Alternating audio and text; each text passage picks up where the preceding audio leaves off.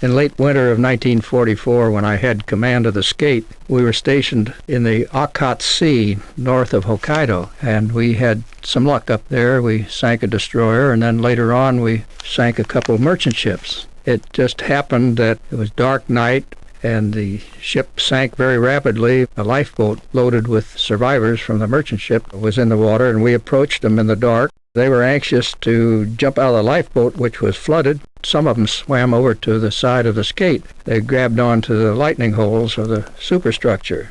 I had given orders if there were some prisoners available, we would take 3 of them aboard. Well, we got 2. We brought them aboard. They were very anxious because that seawater in the Okhotsk Sea at that time of the year is below the freezing temperature of fresh water. It's about 31 degrees because it's salt water.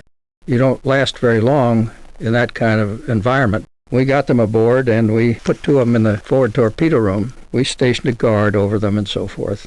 As time went by, we took them to meals, and we got them some dry clothing. We gave them a hot shower, all the amenities of a good hotel. Treated them pretty nicely, and they pretty well behaved. And as a matter of fact, they became very cooperative.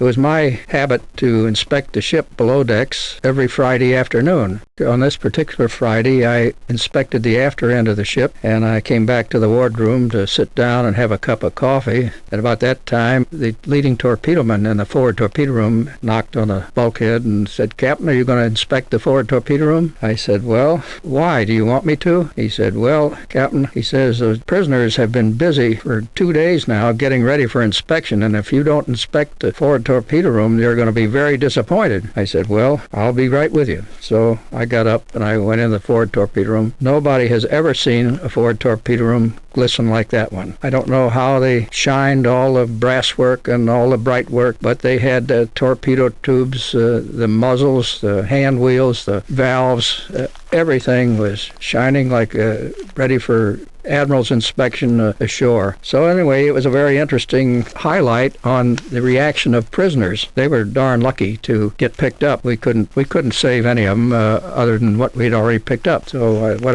happened to the rest, I don't know.